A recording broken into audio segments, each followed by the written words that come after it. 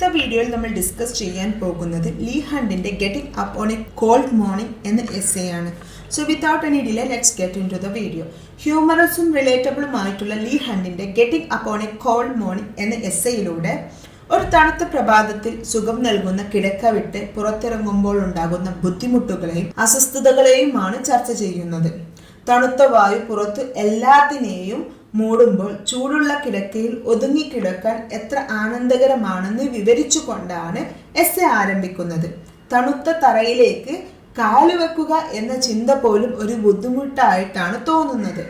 ജീവിതത്തിലൂടെ കടന്നു പോകുന്ന മാനസിക പോരാട്ടങ്ങളെ നർമ്മത്തോടെയാണ് ഹണ്ട് ചിത്രീകരിച്ചിരിക്കുന്നത്. 5 മിനിറ്റ് കൂടി ഒരു ബെഡിൽ കിടക്കുവാൻ നമ്മൾ സ്വയം കണ്ടുപിടിക്കുന്ന എക്സ്ക്യൂസുകളെ ഹാസ്യരൂപത്തിലാണ് ഇവിടെ വർണ്ണിച്ചിരിക്കുന്നത്. കിടക്കയിലെ വിരികളെ ഉയർത്തുന്ന നിമിഷത്തെ സ്വയം അബ്യൂസ് ചെയ്യുന്നതായിട്ടാണ് ഹണ്ട് വിശേഷിപ്പിക്കുന്നത്.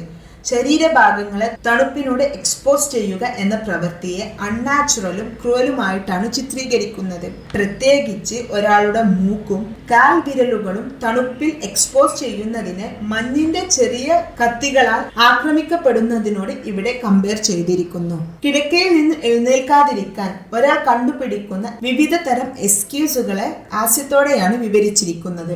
ചിലപ്പോൾ രോഗിയായി അഭിനയിക്കുന്നു, ദിവസത്തെ ജോലികൾ മാറ്റിവെക്കാൻ കഴിയുമോ എന്ന് ചിന്തിക്കുന്നു.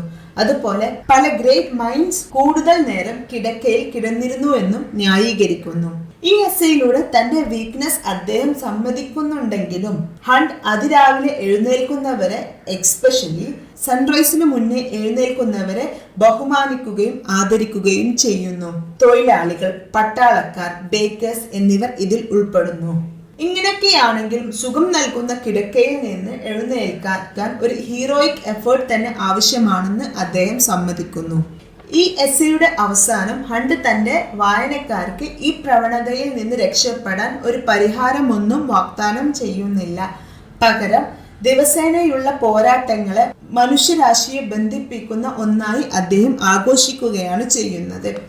സോ ഇനി നമുക്ക് ഇതിലെ കീ തീംസ് എന്തൊക്കെയെന്ന് നോക്കാം. There are mainly 3 key themes. First one is human nature and comfort. Second one is humor in ordinary life. Third one is admiration for discipline. So ഇതൊക്കെയാണ് ഇതിലെ കീ തീംസ് എന്ന് പറയുന്നത്. So ഇന്നത്തെ ഈ ഒരു വീഡിയോയിൽ നിന്ന് നിങ്ങൾക്ക് ഈ ചാപ്റ്ററിനെ കുറിച്ചിട്ട് ഒരു ഐഡിയ ലഭിച്ചിട്ടുണ്ടാവും എന്ന് വിശ്വസിക്കുകയാണ്. Now it's time to wind up today's video. If you like my videos, please consider supporting. Thank you for watching.